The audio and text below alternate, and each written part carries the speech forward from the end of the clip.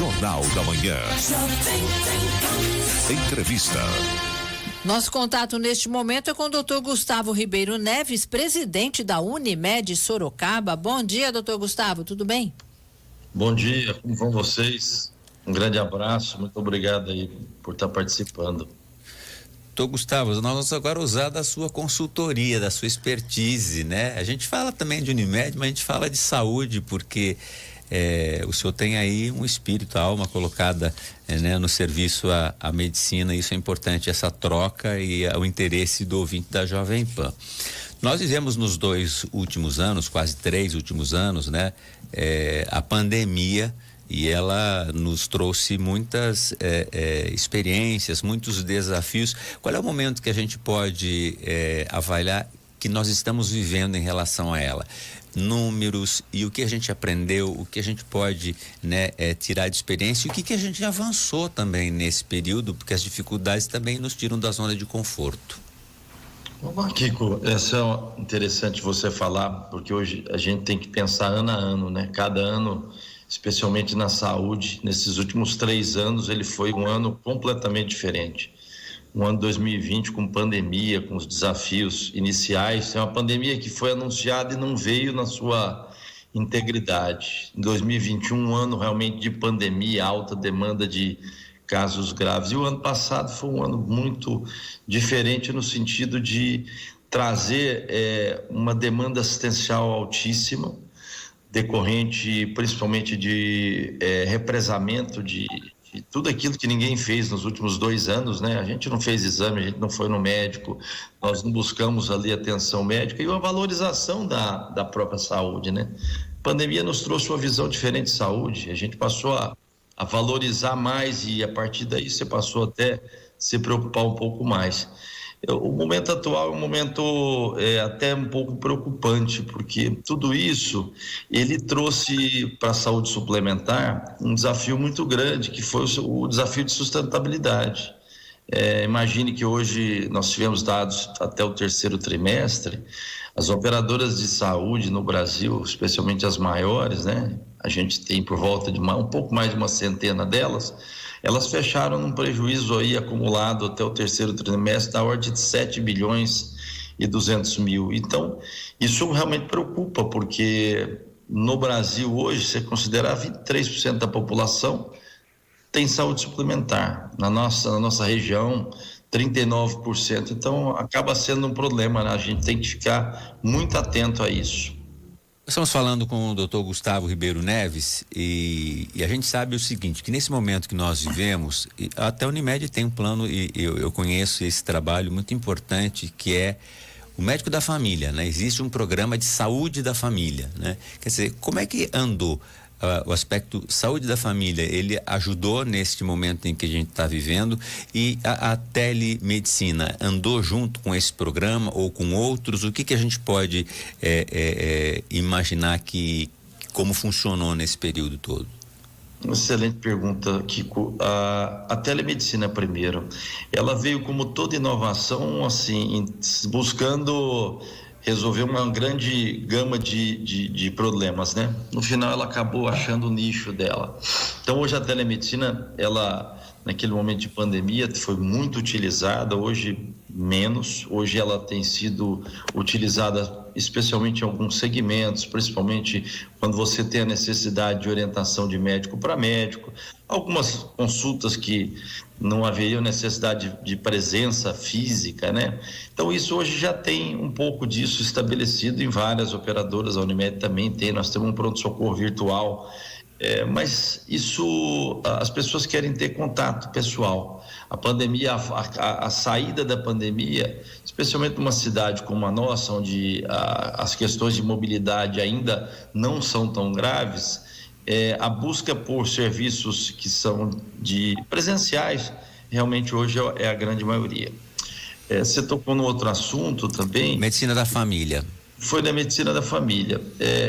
Eu acho muito importante medicina da família em locais de difícil assistência, né? Especialmente locais remotos, onde você tem uma dificuldade, você tem uma avaliação mais global da saúde dessas pessoas, é muito bom. A gente tem um programa na Unimed e algumas operadoras têm, que é atenção primária à saúde. É o modelo inglês, né? O modelo inglês de assistência, você não tem acesso ao especialista na primeira consulta. Você passa por uma avaliação de um médico generalista e a partir daí ele vai conduzindo. A gente sabe que o generalista pode tomar conta da grande maioria dos casos, né? Mas essa não é uma cultura nossa. E a nossa cultura não é essa de buscar o generalista. Então, algumas empresas que a gente tem contrato, elas entendem que esse é um modelo interessante, é um produto que a gente vende e a gente tem uma quantidade de pessoas que aderiram a isso. Mas a grande maioria está no serviço tradicional mesmo, onde ele busca o profissional que ele quer e ele escolhe a especialidade.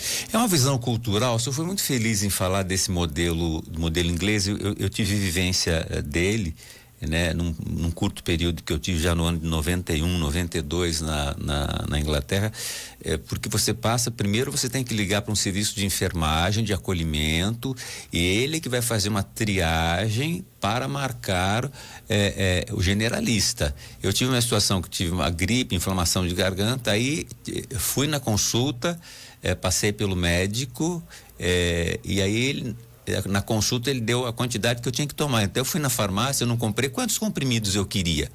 Eu comprei exatamente só os comprimidos do antibiótico para os dias que eu precisava, que tinha receita médica. Só que a sensação que a gente tem, eu não sei se é porque é represado e a gente não tem um atendimento ainda adequado, embora o SUS seja um sucesso em muitas coisas, né? É um orgulho do Brasil, nem sempre a gente tem uma hierarquia. Aqui o cidadão, ao invés de ele ir, como não resolve no pronto atendimento, no PA, no pronto atendimento, ele vai para a hierarquia já da UPH, que consegue atender algumas situações. Então, muitas vezes, para exagerar aqui na conta, você está com uma unha encravada, você não precisa ir para o hospital, e aí você vai para o hospital, e não é para resolver isso nessa unidade.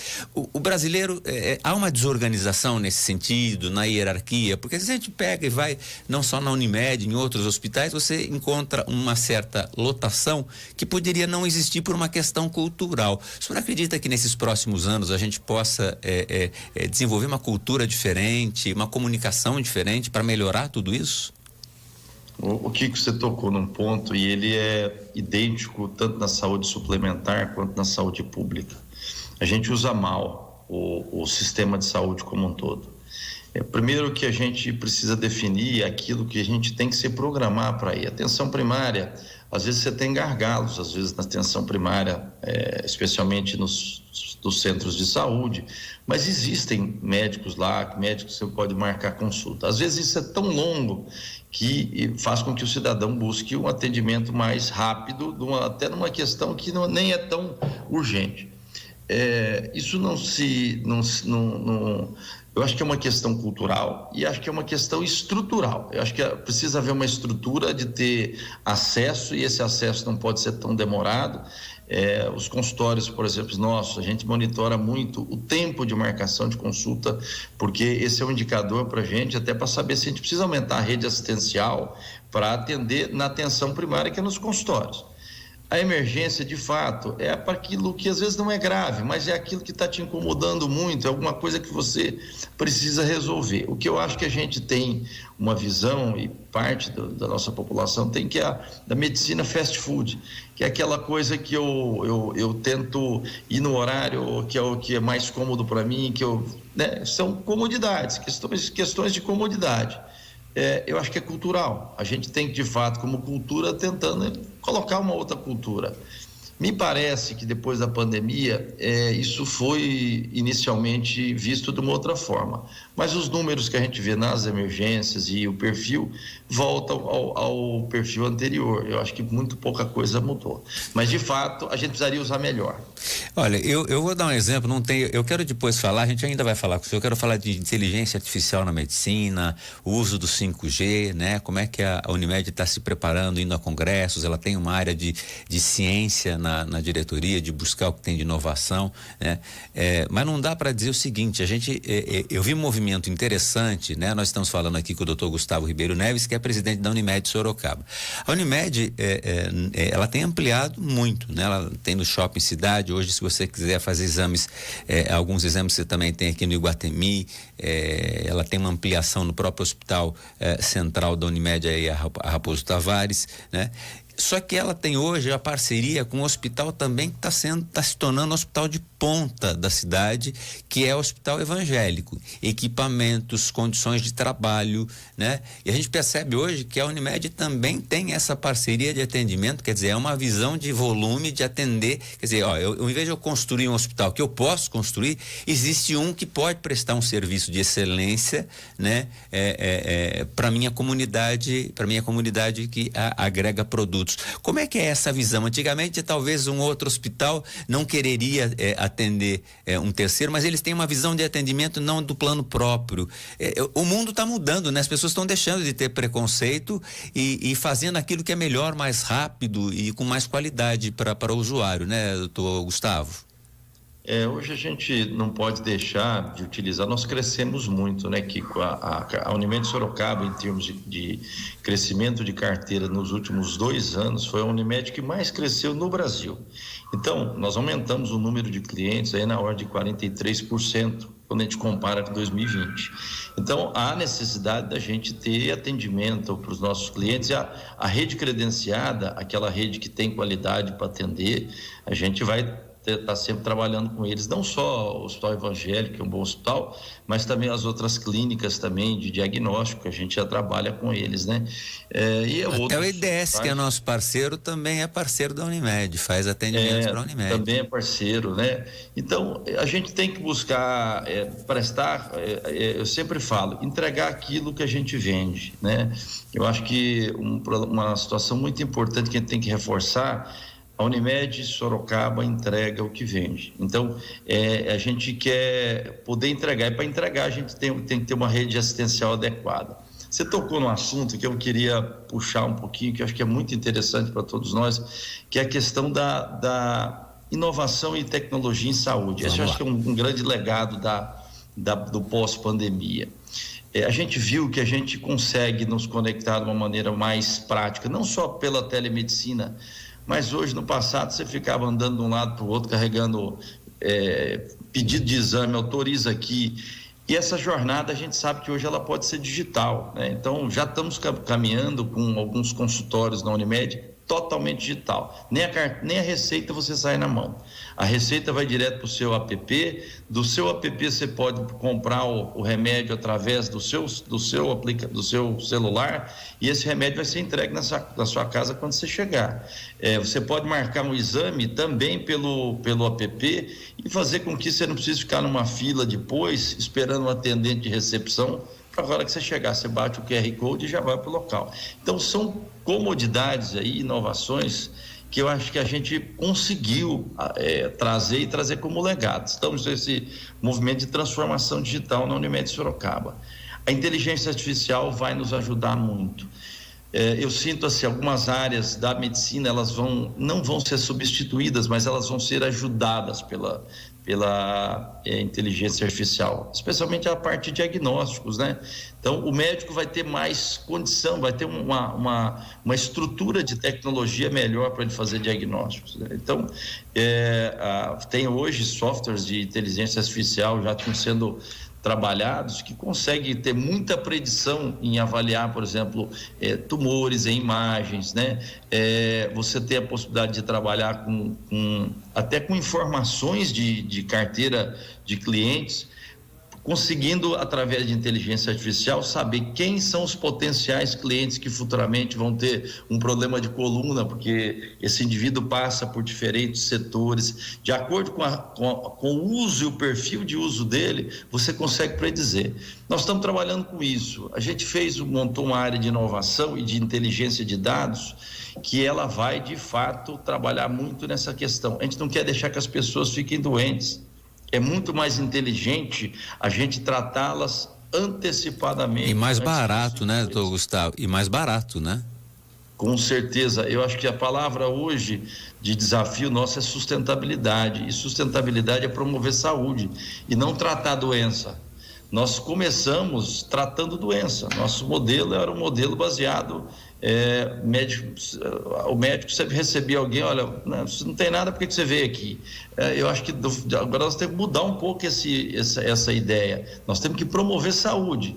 E muita tecnologia vai vir, informações genéticas que te permitem saber se você tem algum perfil genético que mais predisposto a ter um perfil de doença.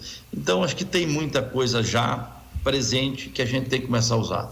Doutor Gustavo, eu queria para finalizar, a gente está falando, né, da melhoria de condições de vida, e nós vamos ter nos próximos anos, eu lia num artigo especializado, que eu me lembro a hora, não lembro qual é, mas ele diz o seguinte: daqui 20 anos nós vamos ter um perfil demográfico do Japão, mas um Japão pobre, né? Nós vamos envelhecer, nós estamos nascendo numa quantidade menor, a taxa de natalidade ela está caindo nos últimos 20 anos, isso está claro, 20, 30 anos, e nós estamos vivendo mais, nós vamos ter que utilizar de serviço de saúde em toda a sua integralidade. Como é que o senhor enxerga esse momento que nós estamos vivendo daqui para frente, e aquilo que o senhor falou, né? A prevenção em especial para as pessoas de mais idade é altamente positiva. Kiko, 2050 é um ano que, como você falou, daqui praticamente entre 20 e 30 anos, que a população começa a reduzir, e as pessoas, hoje é muito comum as pessoas viverem mais do que 95 anos, né? Então você vê que realmente as pessoas estão vivendo mais, e nós ainda não nos preparamos como sociedade brasileira para dar atenção de saúde para essas pessoas. Primeiro ponto, a gente tem que mantê-las o máximo possível em condições de autonomia, e para isso tem como fazer. Tem medicina preventiva, já tem dados que você consegue prever de escalas de idosos. Nós já temos um trabalho já iniciando nesse ponto, porque a gente sabe quem são os mais velhos da carteira, a gente consegue puxá-los, né? Tem dados, né? Tá trabalhando com dados, né? Essas pessoas são aderentes, eles querem ter. Então, a gente vai ter que dar muito uma atenção, não só de promover saúde, mas também atividade física, outras atividades, para que essas pessoas vivam mais tempo em melhores condições. Isso, sem dúvida, tem um impacto financeiro muito grande para a sociedade em geral. Você não investir nessa população, você vai aumentar muito os custos de saúde, e a vida dessas pessoas, que poderia ser muito melhor, você vai estar deixando os últimos anos de vida muito ruins. Então, nós estamos já com esse movimento lá na Unimed Sorocaba, e eu acho que isso é uma coisa que é mundial. Estou vendo isso acontecer, essa atenção em vários locais, e eu acho que isso é um avanço para a gente. Gustavo, Gustavo Ribeiro Neves, presidente da Unimed Sorocaba. Olha, é sempre um prazer falar consigo, sempre a gente vai trocando essas informações que são tão importantes e caras, né, para o ouvinte da Jovem Pan, nessa aula que o senhor dá aí com a experiência, expertise na área de... O senhor já tinha uma experiência na área de gestão e saúde, mas obviamente deve ter dado um salto quântico, né? Representando uma das maiores operadoras de saúde aqui do estado de São Paulo e quiçá do Brasil, que é a Unimed, que aliás é a que mais cresceu aqui, 43%, quase dobrou a capacidade de atendimento. E a Unimed, desde o nosso querido Dr. Miguel Villanova Sueiro, é um orgulho para todos nós. Ela é um patrimônio não só do grupo, mas assim, é um patrimônio de Sorocaba e toda a região. É um legado que ficou aí de fundadores muito importantes.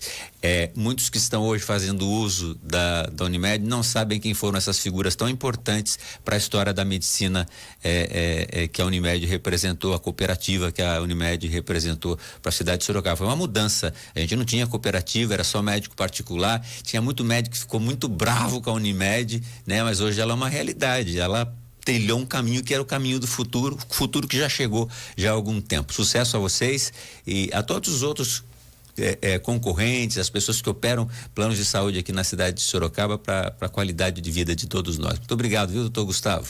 Kiko, muito obrigado a vocês aí pela oportunidade de sempre estar conversando. É um grande prazer para a gente. Um abraço. Um abraço. Muito bem, falamos com o doutor Gustavo Ribeiro Neves, presidente da Unimed, aqui na Jovem Pan. Café Excelsior, produtos da Padaria Real, e a gente volta daqui a pouco.